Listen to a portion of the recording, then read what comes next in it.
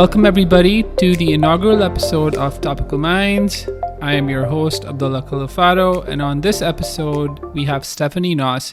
Stephanie is a Toronto real estate veteran, having been in the business for well over a decade. She's the founder of Homeplicity Realty Group and has been ranked as the top seller by several different organizations within the real estate space. She has also led her team on numerous occasions to finishes within the top 25 performing realty teams across Canada. She leverages real-time housing data and stats to help her clients make the right decisions and get the most out of their properties. Stephanie, before we get into the really hot, sort of on-fire real estate market here in Ontario, what I would like to do is I would like to sort of just get into what your journey has been like getting into real estate and sort of how did you start off? Was it something that you saw in the real estate market from a business standpoint, or did you just see some opportunity there that you felt as though you needed to capitalize on? Yeah. Well, first of all, thank you for the the introduction. I'm going to have you introduce me always whenever I'm going to talk. I'm obviously very excited to be here and to talk real estate with you guys. And to answer your question, I got into real estate in 2007. I was a bartender, actually, believe it or not, and I've always been in sales. I've always loved sales. I love customer service. I really enjoy interacting with people. And one of my regular customers kept coming in and he was like, you know what, girl, like you have some hustle. I think that you would make a great real estate agent. Have you ever thought about it? And I was kind of like a serial student. I just kept taking courses. My mom was like, oh my God, now real estate, like this is terrible. You're never going to pick a job. And I'm actually so glad I did because it's been an amazing journey. And my specialty in actually selecting condos, I had picked those because I was young. I didn't really know anybody. All my friends were bartenders or they were in school and students. So I just saw a great market opportunity there because the clientele was young, like me. Yeah. They were first-time buyers, so I knew at least as much as they did. And I just took a look at it from a business building mindset and felt like, if I'm working with condo buyers, they're going to be in their space for a shorter duration. So for me, hopefully instead of every 7 to 10 years, which is the average people stay in a home, I would be able to transact with my clients every 3 to 5 years, therefore build my business and get to where I want it to go faster. And it helps that the condos, they just have that kind of like real estate porn, am I allowed to say that? That just like kind of sexy vibe and, design aspect. And I'm a condo person myself. I live in a house now, but I really enjoy that kind of market segment. That's how I got into real estate. And 14 years later, I'm still loving it. We're helping as many people as we can. And coming back to the whole condo versus, because there seems to be a group of investors who are of the opinion that condos are sort of a better, investment opportunity. Whereas you have other investors and looking at where the market has been going sort of in the recent past. And of course, there's that whole everybody wants more space, and which is what's driving up, those townhomes, detached and semi-detached sales sort of higher. And when we actually look at the stats, those homes are where most of the demand tends to be going at the moment. Is that correct?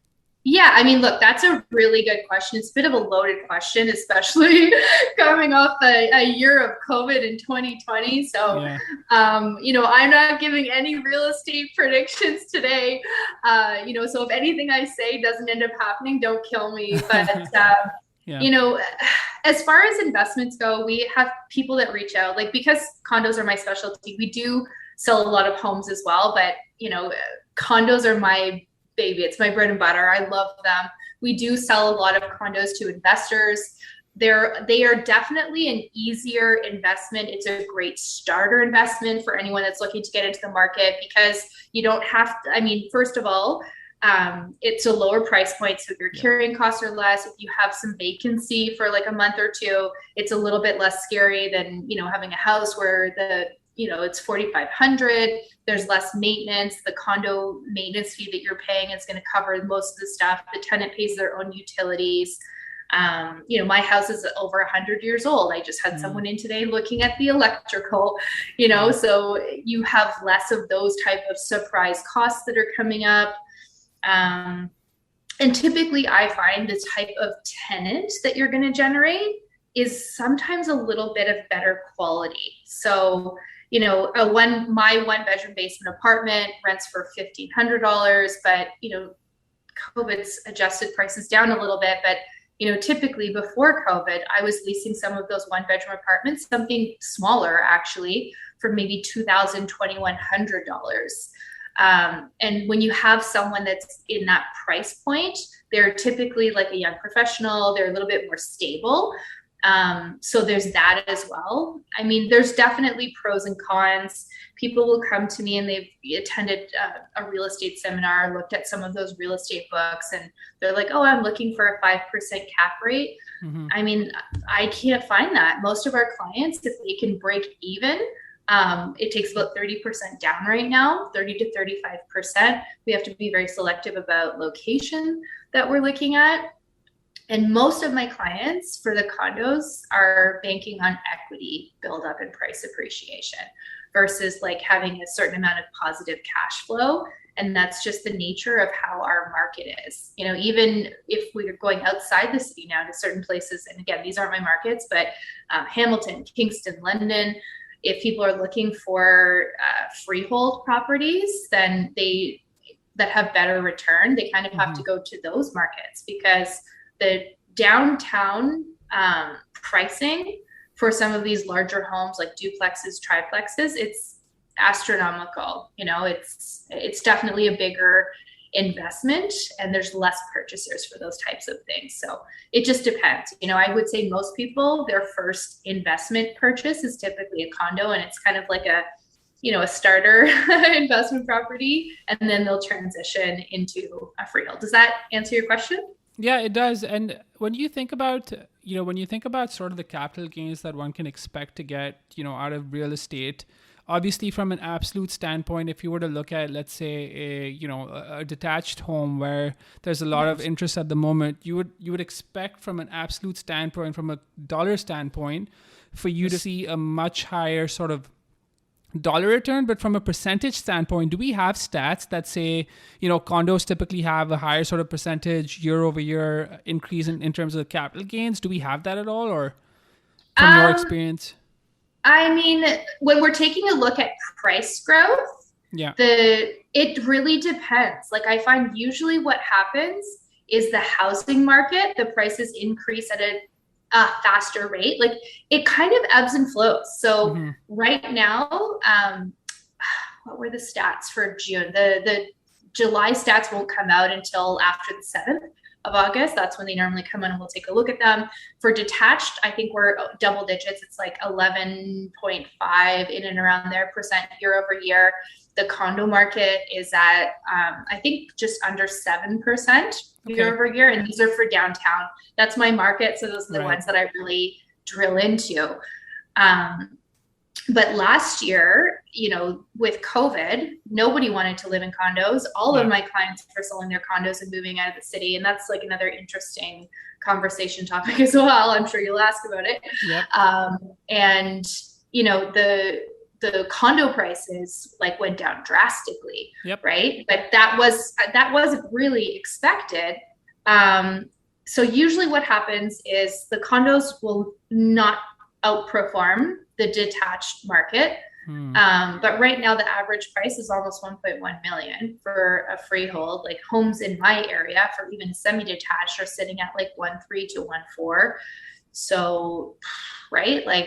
It takes at least two people with like over 100K combined income to be able to qualify for those mortgages. So, once it starts to get too expensive for people to be living in these freeholds or semi-detached or townhomes, like basically freehold property, that's when I see that the condo market will start picking up. And then when the housing market starts to decline a little, the condo market outperforms it, and then it levels off. And it's never like a straight line. It's usually more of a roller coaster, but always trending slightly upwards for both of them. But I would say if I had, if we took a look at the statistics, we would see over the big picture that detached homes, like freehold properties in general, do typically outperform the condo market. And it's just because land, the value of land in Toronto is so valuable. Like, the price is very high, if that makes any sense. Right. And one of the questions that I had, and you sort of mentioned this, is condo prices, took a bit of I don't know if you want to call it a correction or if it was just a natural reaction given what was happening, due to the whole COVID situation.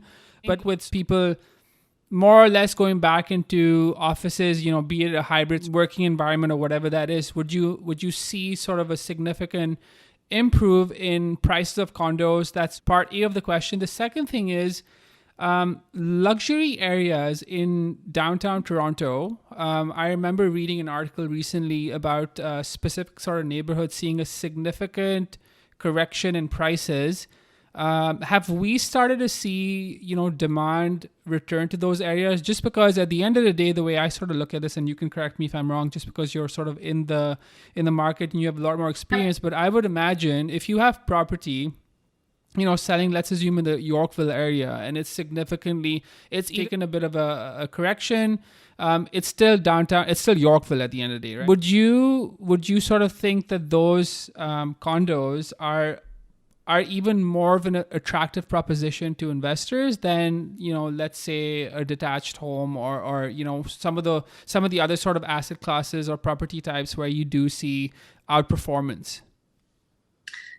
Okay, well, I'll answer the last part of the question first, and then we'll talk a little bit about the correction and, what happened with the market, what we think is going to happen as things open up again. So certain neighborhoods, like luxury neighborhoods, it's funny because, before, whenever anyone would ask me where would be the best place to invest, like the safest, right? Because, there's sometimes when I'm like, we can look at stuff in Regent Park right now, or like, around my hood at Wallace Emerson, like Dufferin and DuPont, there's a whole bunch of pre-construction going on there. Those are a little bit riskier neighborhoods, like they're up and coming, they're gentrifying, the price is significantly less. But those neighborhood, anything on the subway line, Yorkville, Bloor Street, even like, Bay Street, were typically neighborhoods that they're so safe. They're right on the subway line, like nothing's going to happen. They're bulletproof, right? Like those are the neighborhoods that we used to always advise our clients to purchase in.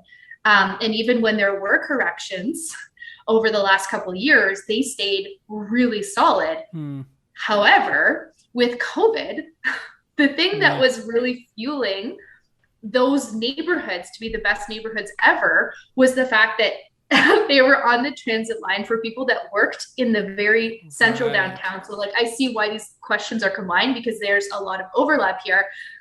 Those people that wanted to roll out of bed, they're young professionals, they're articling students, they're students in general, they're people that, the Bay Street guys that work those crazy hours and they want to go out, they don't mind living in a shoebox, all gone, right? Like those people are like moving out of the city, moving back in with their parents, doing school online. So for the first time in my career, it was like, holy moly, there is so much inventory piling up in these areas. So I mean, at some point, these things are going to open up again, and those I still think that those are good locations.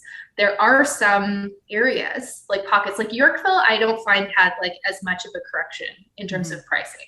There were certain buildings like the one on top of STK, 155 Yorkville.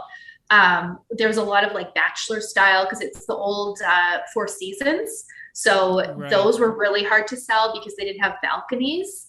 The way people have shopped for condos in the last little bit has definitely changed. I do still think that some of those really like nice locations like Forest Hill, Midtown Yonge and Eglinton, Davisville, Yorkville, those prices didn't drop as much per se. Like the neighborhoods that present still and had like a really good window of opportunity towards the end of last year were any of the student based or like those people that the neighborhoods and buildings that were meant for the people that are working like in the very central of downtown. We saw those really empty out and prices correct, like the rental prices significantly over 20%, and the pricing was certainly down as well.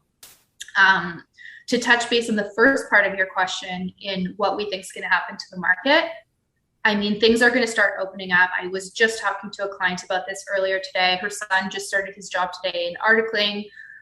We're looking for a place for her to purchase, and she's like, I don't know if I should. Like, what if he doesn't like it? Does he have to even be in the office full time? Maybe it's going to be twice a week. People right now, the strong appeal for being downtown always has been it's a major city, you know, it's the restaurants, it's the dining, it's the activities, you know, it's the subway. It's like not wanting that crazy commute into work. Like, who wants to commute in a snow blizzard an hour and a half from Barrie twice a day, right? To get into your office. And I think there's a lot of people that sold their condos and they've moved out of the city because they're like, oh, COVID. Some of these changes that came about from COVID, I don't think they're going to last. You know, like, I think that there are going to be people that are going to be transitioning back into the office 2 or 3 days a week. They've gotten really used to working from home. They are going to hate that drive. And how do I know this? Because those are all the people that, like, years ago were like, I can't do this drive anymore. I hate it. Find me a condo downtown, or I want even a pied-à-terre for during the week that I'm going to stay in. And not only that, we had quite a few of our clients, like single people. I get the families. I get it. You know, like, I have a little boy. Having my backyard in the summer was it was a godsend. I was like, here, kiddo, go out there, play. I have my laptop in the back. I can work. I can keep an eye on him. But I have a lot of my clients who are, you know, single professionals. They're like, I'm bored. I want to live closer to my family, because you can't do anything, right? Like, these are people that like to brunch. They like to go to gallery openings. They try all the new restaurants. They do all these fun things. And I just feel like after a year and a half of that being closed, people forgot what the appeal of Toronto is. Like, let alone having to come into the city a couple times a week, and that traffic commute is a nightmare. You know, being on the DVP or the Gardiner Expressway, like, that's a frustrating long drive, especially if there's an accident. But I think a lot of those people, like some of the families, I get it. It makes sense for them. You know, they literally couldn't afford a bigger space. And they won't be able to when we come out the other side of COVID either. So for them, you're like, you know what, it's a trade-off. I'm making a sacrifice for my family to be, you know, to have a house and to do that commute. But the people that don't have that, and then when those fun things that they like to do, like their social life and their work are downtown, I don't know. I think we're going to see the opposite. All those people in the next year or two are going to start coming back into the city. And I think that'll be really good for condo prices downtown. And PS, we're still up almost 7% from what we were this time last year. And that 15 to 20% crazy drop that they forecasted at the beginning of COVID. And I said, absolutely not. I laughed when I read it, and then it happened, which is why I said no predictions. I'm not giving any predictions, but we've pretty much almost recovered that. Yeah. Right? Yeah. Yeah. You make some really good points. A window. It was a short window of time. Like, it's very hard to time the market.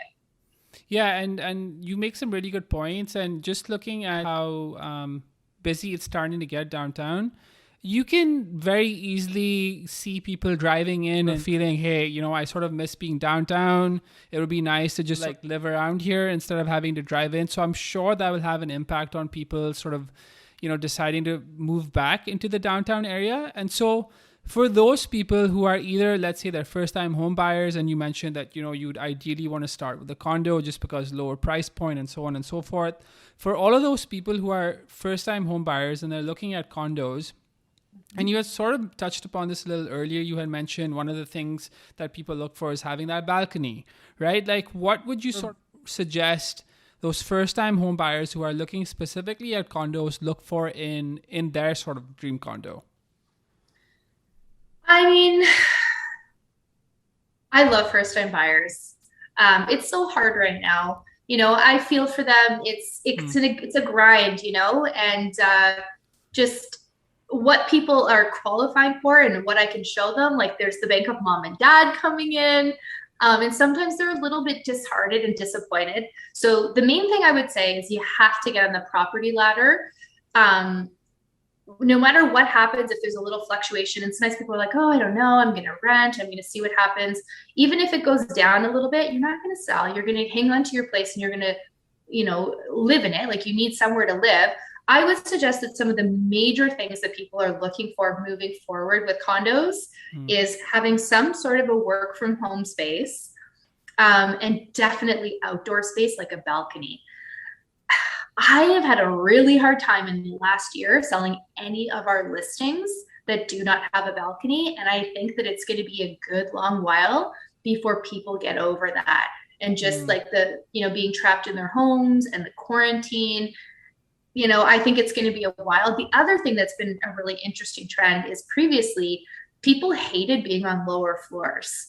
Like the second, third, fourth floor. Sometimes people would be like, oh, it's so noisy. It's this, now it's desirable for people because they don't want to be in the elevator. Who wants to walk up and down 20 flights of stairs? I mean, maybe the fit people. I'm not fit, so that would be exhausting for me. And for the average person, right, carrying your groceries and stuff up. But if it's 2 or 3 floors, like that's a good little workout. You get your 10,000 steps in on your Fitbit, and you don't have to wait in the elevators. You don't have the wait time for the elevators on even without COVID, but also with some of the restrictions. Like I don't know about you and your condo tower, but I've been in and out showing and meeting clients. And sometimes like it opens, there's 3 people and you're like, oh, wait for the next one. And you go through that a few times, and these are not even like peak times. So, I definitely think that people are more amenable to living on lower floors right now. But I would suggest having some sort of option to have a work from home zone that they can set up, either a den or, space in the living room to set that up, and some sort of outdoor space is definitely something that's going to continue to be a popular trend moving forward for people. Yeah. And I think these these points that you've made, like they transcend Toronto, right? Like if you're in any large city, you're pretty much dealing with the same issue. So these recommendations would definitely be sort of beneficial for anybody who's looking to either rent or buy a condo right now. These are just things that you would want to look for. It's interesting. So you focus primarily on the condo market, and you mentioned, with sort of the flight to the suburbs, I would imagine that you would have probably had to have switched up your strategy just to either sort of, deal with that. What were certain changes that you made? Just out of curiosity. I mean, we've definitely found that it's 14 years in the business. Nicole Schloss, my business partner, she's the buyer specialist on our team. So, we've grown our businesses together, and as our clients trade up, they're definitely looking at houses, and oftentimes like they have gotten priced out of the downtown housing market, right? So we've had to definitely expand our search areas. Just outside the very downtown core. When I first started at my brokerage, my boss used to joke and say, Stephanie doesn't go north of Bloor. Well, guess what? Stephanie goes north of Bloor now because we have to service our clients, to service our listings. So certainly we've made some great connections and had to reach out. We've had to look at other market segments and just have a very frank conversation with our clients and be like, listen, if you guys want to buy a house right downtown, this is what you're looking for. If you want something that's a total fixer-upper, you're probably looking 1112. If you want something that's fully renovated, that's in a little bit nicer area or detached, you're probably looking at 145 to 16. And if people aren't comfortable with that, then we have to start suggesting some other markets outside of our city. So we've made some excellent realtor connections in Hamilton, in London, in Kitchener, in Waterloo, in Barrie, in some of these areas outside the central core, so that I know that when we're referring clients, we can help them sell their property and align ourselves with another agent who's an expert in that market, who's it's gonna be like a handoff, like passing the baton, and be like, continue the same great customer service for our clients so that they can be serviced and work with an expert in that area. But we've definitely had to, align ourselves with some great referral options. Like we just had a client buy a house in Collingwood. Right. So from a referral, and I'm going to be selling their place next week. Yeah. So that makes all the sense in the world. I think, I mean, it would be hard to argue that that's sort of a sound strategy, is like working with professionals in those markets and making sure that handoff is as smooth as possible. One of the things that I wanted to touch on is for all of those people who feel as though, and like you come across those articles every now and then, there seems as though it seems as though the market might be sort of at an unsustainable level. Like there's sort of been mention of like the government perhaps stepping in to cool the market down a little bit. What do you say to those people who are on the outside, who are looking in, and they're trying to, sort of like make that decision on whether or not they should invest, and they're looking at some of these factors and they're like, well, are these sort of these movements in price, are they sustainable? I really do want to buy, but should I wait for there to be that sort of that 10-15% drop and then I can get in? Or do you say to them, look, we've got all these different factors, there's core demand that's still great. We've got, immigration is still something that the government is prioritizing. Do you have a response ready for those people who question whether or not they should get in? Yeah, I mean, this is a conversation that we have all the time, right? And I think that it's definitely a case-by-case basis. There are some clients where, we tell them it's not a good time. You shouldn't sell, you should keep your place, or you just shouldn't buy, But to answer that specific objection, the best time to plant a tree was 20 years ago. The next best time is today. Right? Especially if you are looking for a home that you're going to live in yourself, you have to live somewhere, right? And if you're waiting for a 15 to 20% correction, I'm so sorry to be the bearer of bad news. You missed it. You missed it. That was like the fall, right? And it was like a 4-month window. I missed it myself. I was shopping for an investment property. I kept finding good stuff and selling it to our clients. And I was like, oh, well, there'll be time for me. There was no time for me. Like by the time I realized the prices were going up, there was multiple offers on everything. We were back to where we were. So, I mean, it's really, really hard to time the market. You have to live somewhere anyway. If you're going to be paying rent, you might as well pay yourself and be your own landlord. And pricing is consistently been up year over year. The Toronto market performs very well. The average across like probably my lifespan of 40 years is probably between 4 and 7%. Those are the numbers, and it's likely going to stay the same. We had a short window, and guess what?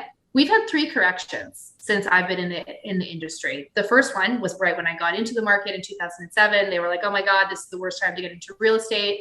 2008, the US subprime mortgage meltdown, we saw a little blip. Yep. It went down by 5.5%. And then guess what? The rebound was 15%.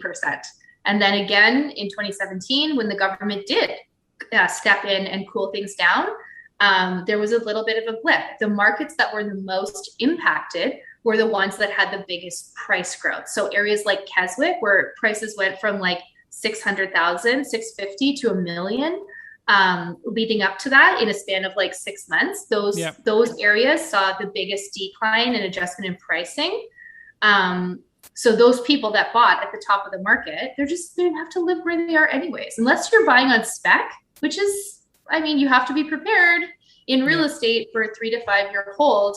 What I've seen over the course of my career is these market corrections. If you are lucky to buy at the bottom or on, like near the bottom, then you did really well and you lucked out. But for the most part, what I know is that real estate today is going to be worth more in 5 years. Anyone that's had this conversation and they're like, I'm waiting for the correction, those for some reason are the people that I'm like, it's here. Hallelujah. Like, now's your time, guys. Like, get out of here. Those are the ones that are like, oh, we're still going to wait. I have this exercise I do where I draw and I'm like, tell me when it's going to stop, like that. Cause you don't know. We never know. And you're never going to know. Even the experts, they don't know. I don't know. Right? We have to just watch, and you need somewhere to live over the course of the time you own your real estate, unless it's like 1 year or 2 years. But if we're talking 5+ years, just don't sell. Yeah. Because probably within 6 months to a year, it's going to correct itself. And for all the reasons that you mentioned, immigration, being in the heart of a city, like all of those things bode well for our Toronto real estate market and some of like the BC market too, and some of the other cities in Canada, right? And even like some of the other very large metropolitan cities around the world. So, what about the what about those towns that are a little further away from Toronto? So once you get past, Mississauga, once you get past sort of Brampton, the ones that have already sort of seen the price appreciations, you're starting to see some of the ones that are like on the outskirts also starting to see like a dramatic increase in prices. Like I was in the Blue Mountain area recently, and like a lot of the towns there, like we're also starting to see like crazy appreciation in prices. Yep. Do you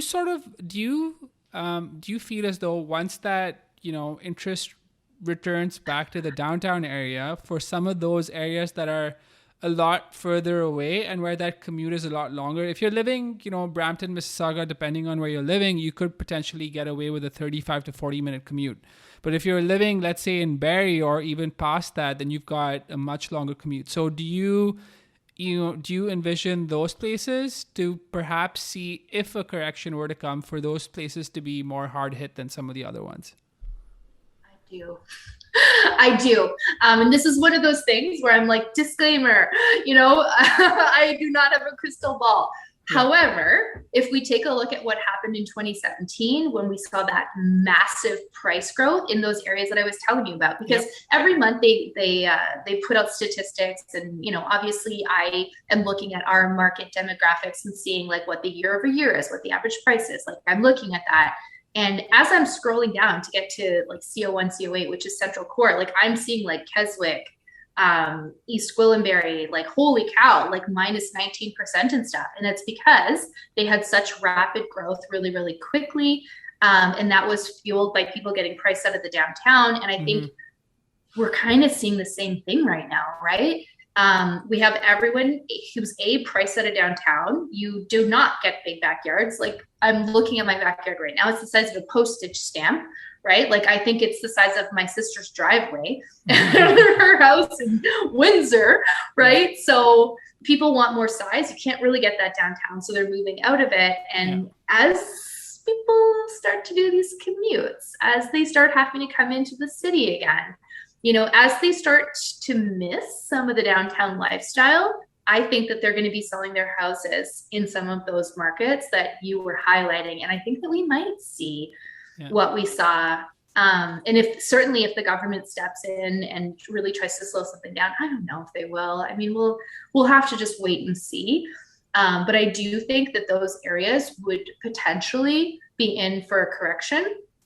But like I said, if you're living in the home and you can carry, like you have your job security, I mean, maybe you're stuck with a commute until the price on your property goes up if it dips a little bit, but you just wouldn't sell. You would just hang on to your property and stay there for a couple of years until it either corrects, or you'd like, okay, like, I guess we're going to bite the bullet a little bit. Like, unless you buy like right on the cusp.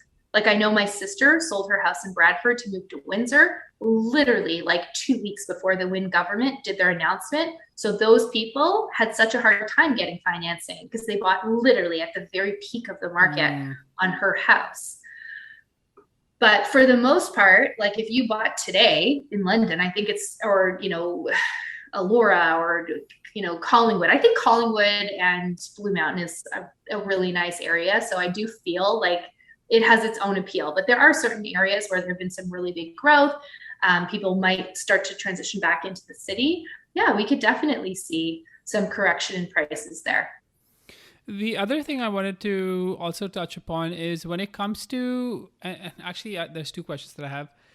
You had mentioned, a lot of your clients who, when this whole COVID situation sort of, struck, a lot of them who had condos decided to move to larger spaces, right? And that's where you were speaking about sort of partnering with experts in other parts of Ontario.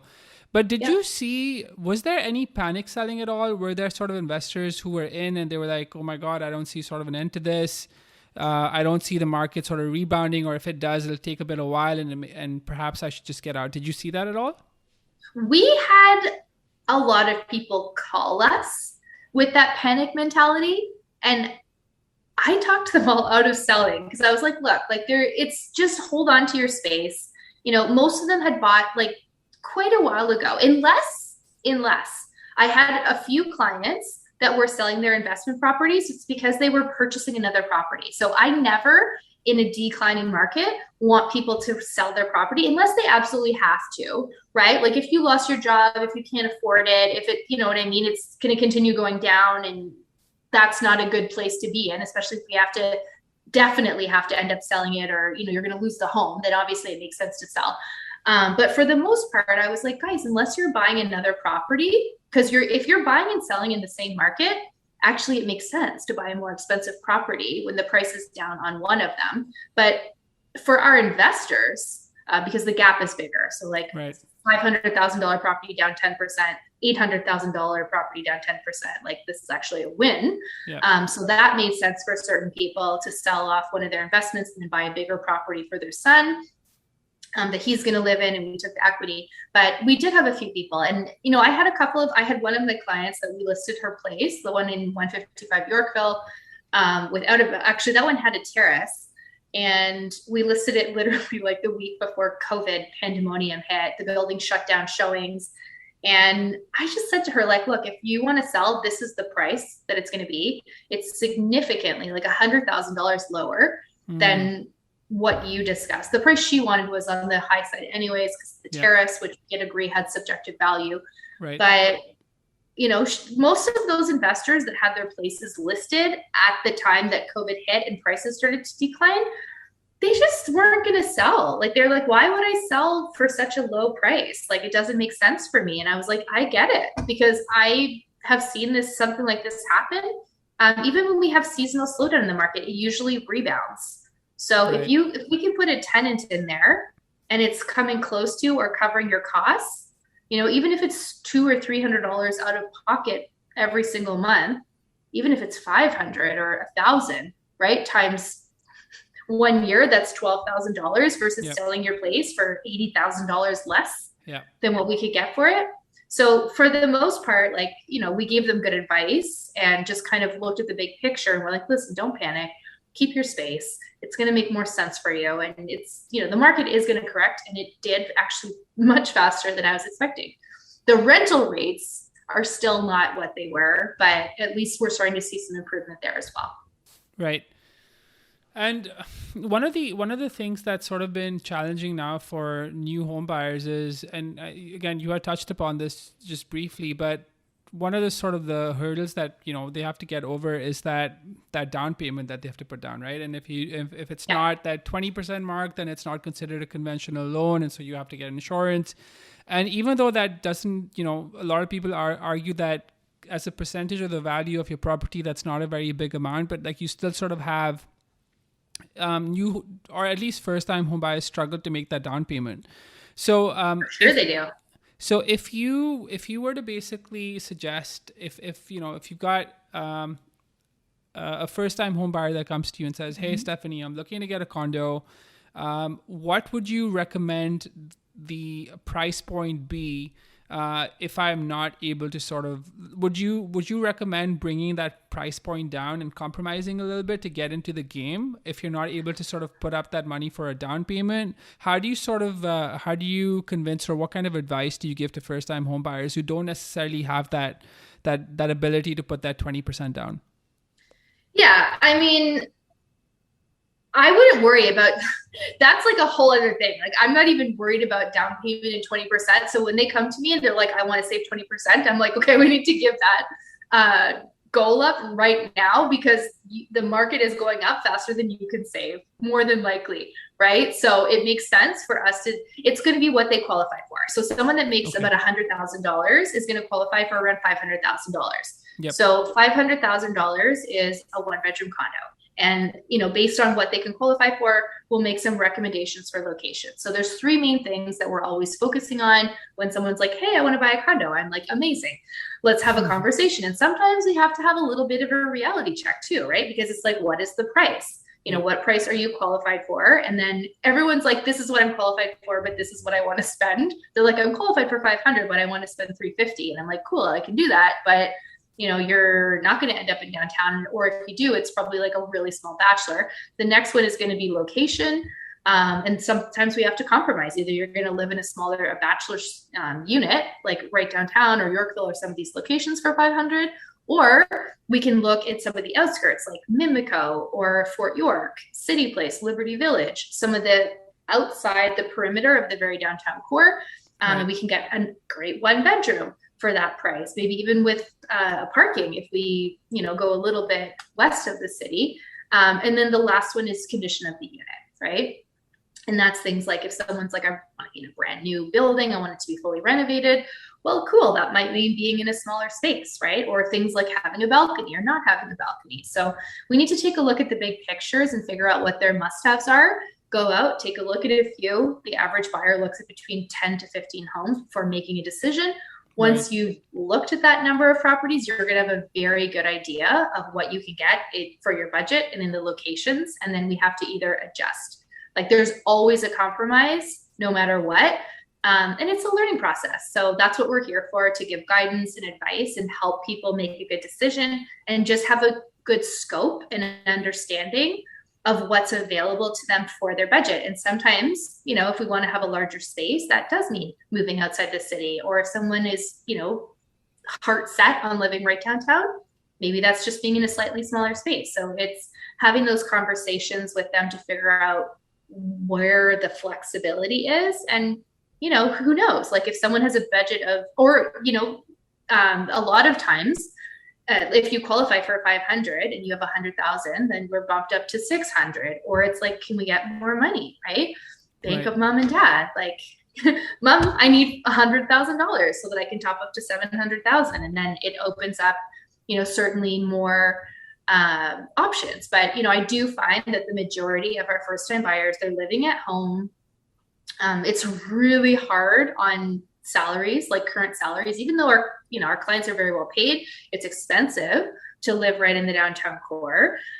So they're either, if you're renting, it's really hard to save up the down payment. So they're either going to rent or they're going to live at home with their parents for a couple of years while they're saving up that down payment. And, or some of their deposit is being supplemented and beefed up by the bank of mom and dad. And that's because their parents have also so much equity in their home. Actually, I don't know if you saw that billboard. It was like kind of trending and went a bit viral, but it was saying like, can't afford to buy a home in Toronto, get richer parents or get better parents, something like that. I took a screenshot and sent it to my dad and he was like, P.S. we did help you with the down payment for your first condo. So, I think it's definitely tough out there, but if you're realistic, and sometimes that's what we have to do, we have to just give people a bit of a reality check. But there are some really great entry level condos out there for first time buyers. So people shouldn't be disheartened. They just need to have a great agent who's going to give them really good advice, and also parents to help out. One of the questions that typically arises is when people are looking at condos, there's always the debate in terms of whether they should go with a 1-bedroom or a 2-bedroom, because it seems as though a 2-bedroom typically ends up, getting more. If you do decide to sell down the road, 2 bedrooms typically do better. Is that true? It isn't. No, I would suggest that actually the smaller the unit, like the lower the square footage, the higher the price per square foot. So I would suggest, and with the 2 bedrooms though, it depends. Like there's a tipping point where it gets into like we sold a condo the other day for one of our buyers for 1.1, and the maintenance fee was $950 a month. Mm-hmm. So that was a 2-bedroom, but that's expensive. Like if you take with interest rates, like every 100,000, let's just say, this is not an exact number, but let's say it carries for about 300. So 1.1, plus an extra 450, like that brings us up to, right? What would be the 450? What is that? Sorry, 300 times 3, right? Yeah, that's 900. Is an extra $100,000 for each 100. If you divide the 900 maintenance by $300, we're looking at an extra. Sorry, I don't know where that number came from. Good for you on catching it. You're like, what are you talking about? So 1.1 plus an extra 300,000. That brings us up to 1,450. Yeah. Right? That's like a detached house. Like that's like my whole house. It's a 3-bedroom. 3-bath with a basement apartment for income opportunity and a detached garage, right? So once you start to get into that price point for condos, like I would say over like Now probably over around 900. If the maintenance is high, like we're starting to get into like the territory where people are like, should we be looking at At a a house. semi-detached or Right. like a townhouse? And I'm like, yes, we should. Yeah. Um, Yeah. but typically those small units, the buyer demographic is so much bigger, right? People can buy it for investment. First time buyers can buy it. Like there's just a lot more buyers in that price point. So typically they perform better. Right. We were finding prior to COVID, that top end of the market, those like larger condos Mm-hmm. were doing well because people didn't want the commute. They wanted to live downtown. Like you can't buy a really nice house for 1.1 downtown. So we were finding that people were starting to buy those. There was more of a demand for 3-bedroom condos.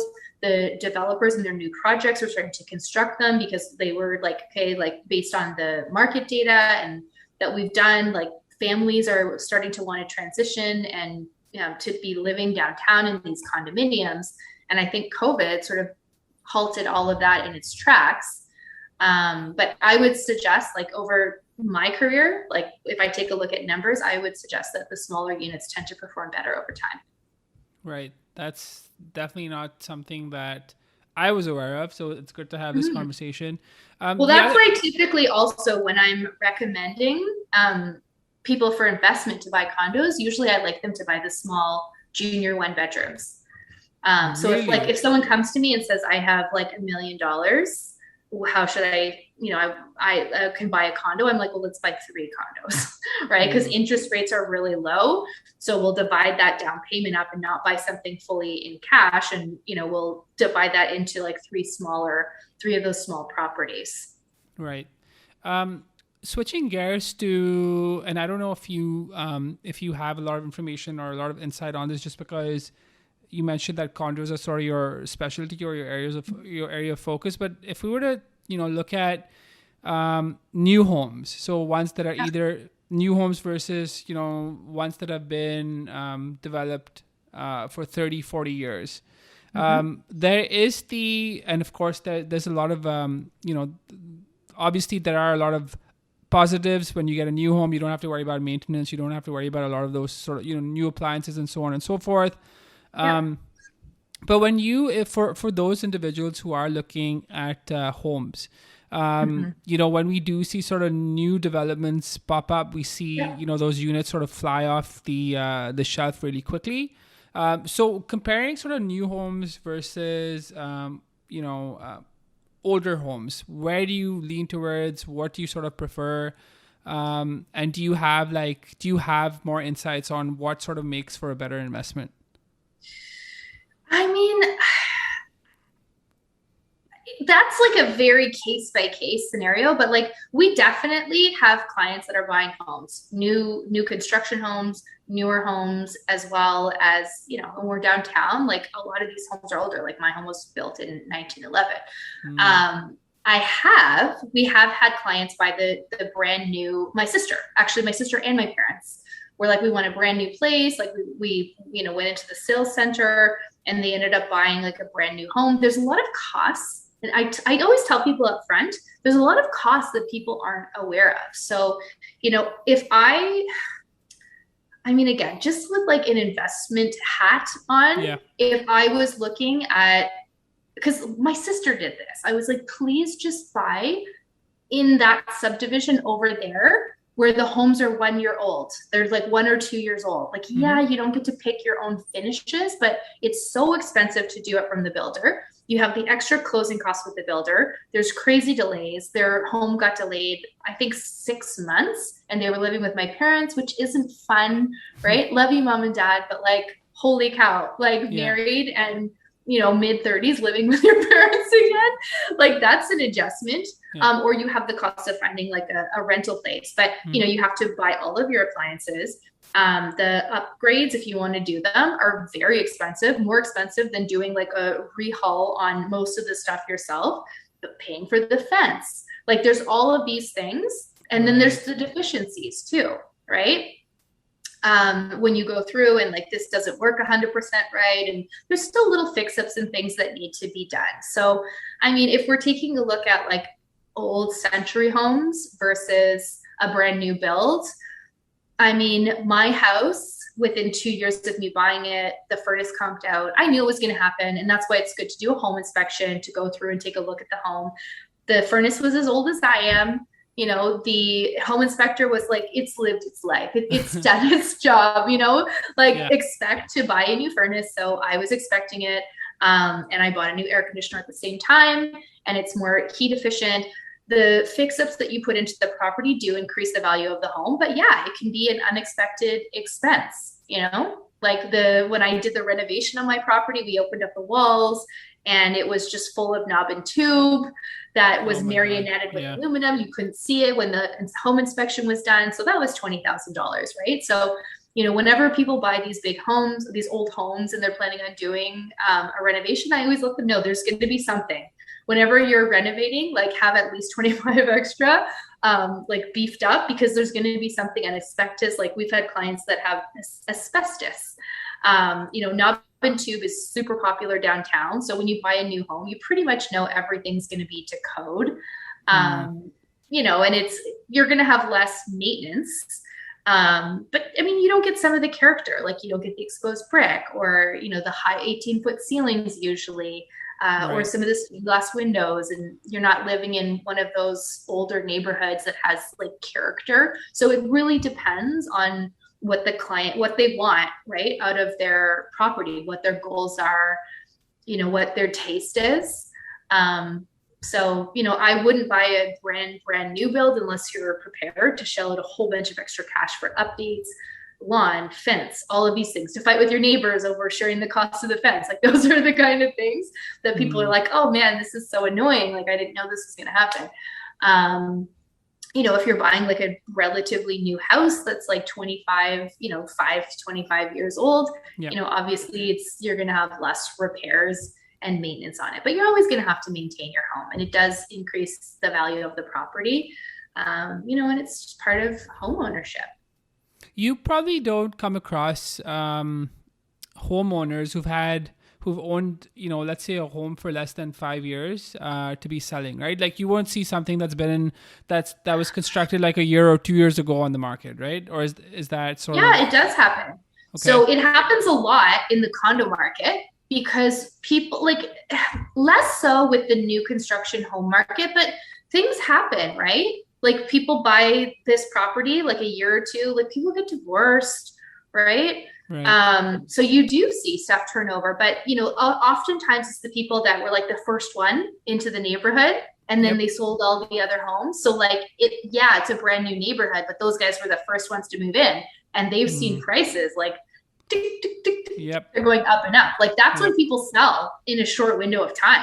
It's because they see what their neighbor sold for, and they're like, Steph, is this true? Like my parents do it all the time. I'm like, you guys aren't selling. Yeah, it does happen. You know, people get divorced. It happens a lot in the new condo segment.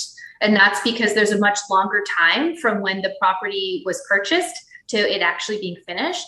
So it happens all the time with our clients, who most of the time people who buy those, I think personally, they're buying it as an investment. And they're going to rent it out. But my clients that are single or newly married, they buy these condos. Like I had it happen last year. They got pregnant, had one baby in the time, and it was a 2-bedroom.